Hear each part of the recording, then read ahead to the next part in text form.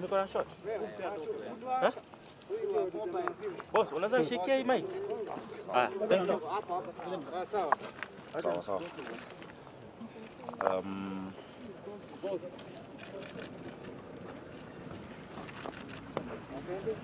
Boss. Are you ready?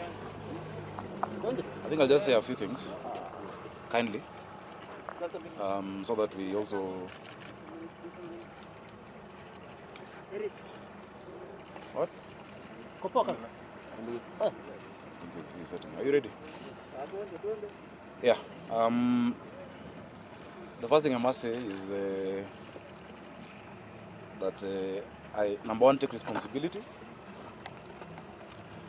for having flouted the COVID rules on Friday. I was outside my home after 9, and that is against the rules. It is regrettable, but all of us make mistakes.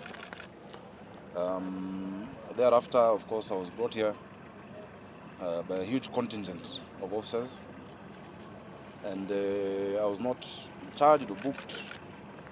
They asked me to leave, and I left. I will abide by the law. No one is above the law. I'm not above the law. I have paid cash bail over here, and I will be appearing in court tomorrow, and the entire course of the law will be followed. If it is to be fined or to be jailed, I think the law applies to me like any other Kenyan. And so on that aspect, I do take responsibility. And indeed, I want to urge Kenyans to follow the government's directives.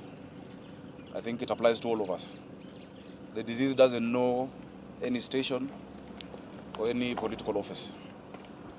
What is surprising was everything else apart from that.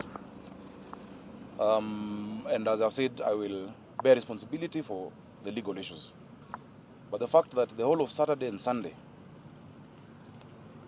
more than 50 officers brandishing guns have been going to my residence. I'm not a fugitive.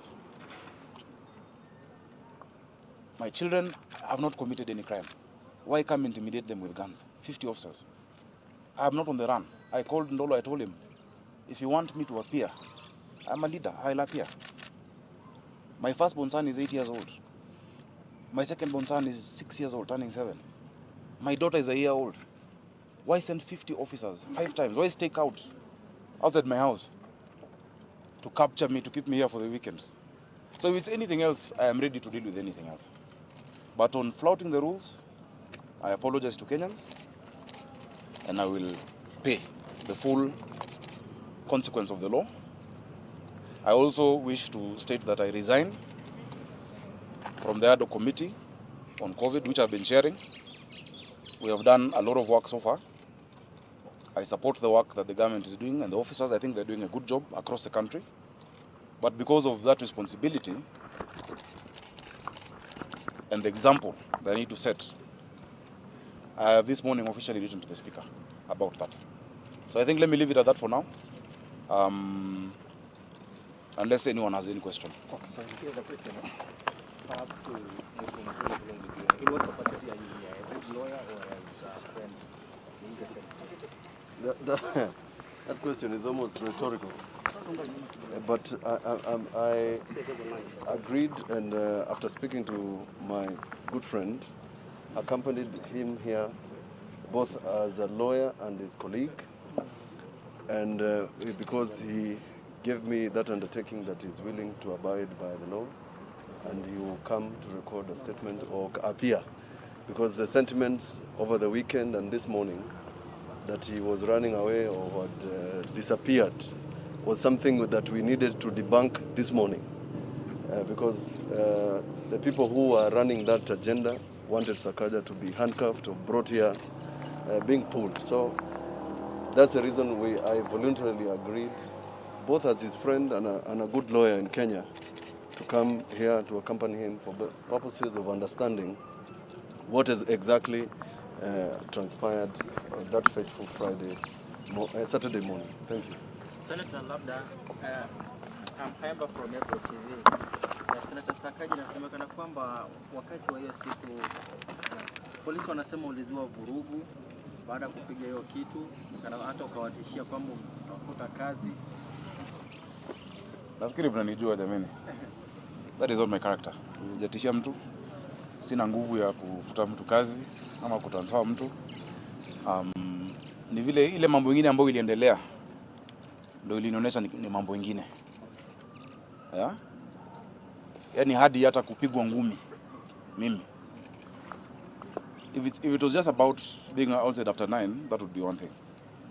So I think ni sawa. Kweli yote itatoka. But nafikiri vile nimesema ya kwamba sote tufuate maagizo. Mimi ni binadamu kama mtu yote mwingine, kama wewe. Hakuna mtu ambaye ni malaika. I'm not an angel. I'm law abiding. Sijai pelekwa kotini na kesi nyingine yoyote. Sijai ba shilingi moja ya Mkenya. Amjaisikia skandali yote. Kuteleza tu. But hiyo sasa kuharass familia yangu, watoto wangu. 50 officers, you don't need 50 officers to arrest me, please.